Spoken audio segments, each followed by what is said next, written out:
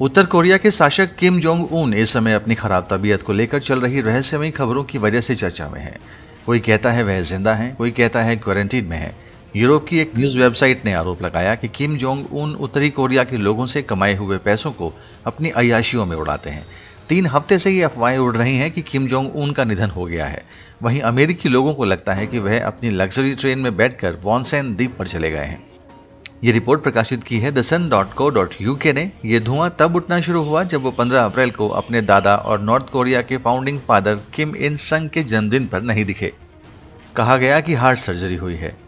फिलहाल चीजें साफ नहीं हैं, लेकिन इस उठापटक में एक सवाल ने जगह बना ली। किम जोंग के बाद कौन? नॉर्थ कोरिया में किम जोंग उन तीसरी पीढ़ी के शासक हैं। नॉर्थ कोरिया बनने के बाद एक ही वंश का शासन रहा है। आलोचक इसे फैमिली बिजनेस कहते हैं।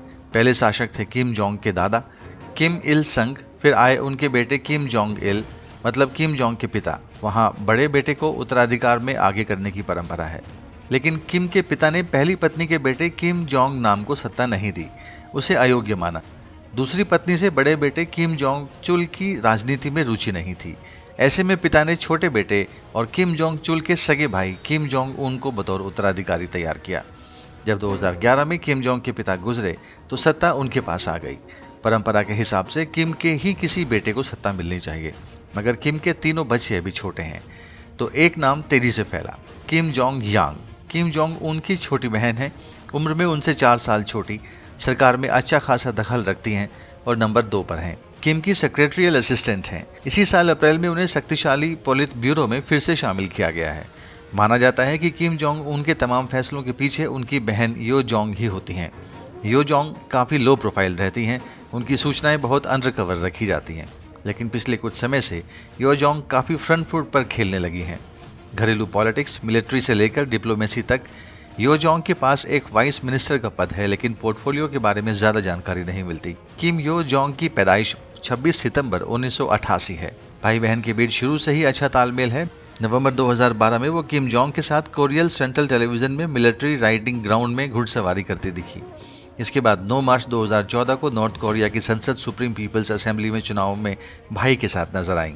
तब पहली बार वर्कर्स पार्टी के अखबार रोदोंग सिनमुन ने उन्हें आधिकारिक रूप से वर्कर्स पार्टी सेंट्रल कमेटी की वरिष्ठ अधिकारी कहा।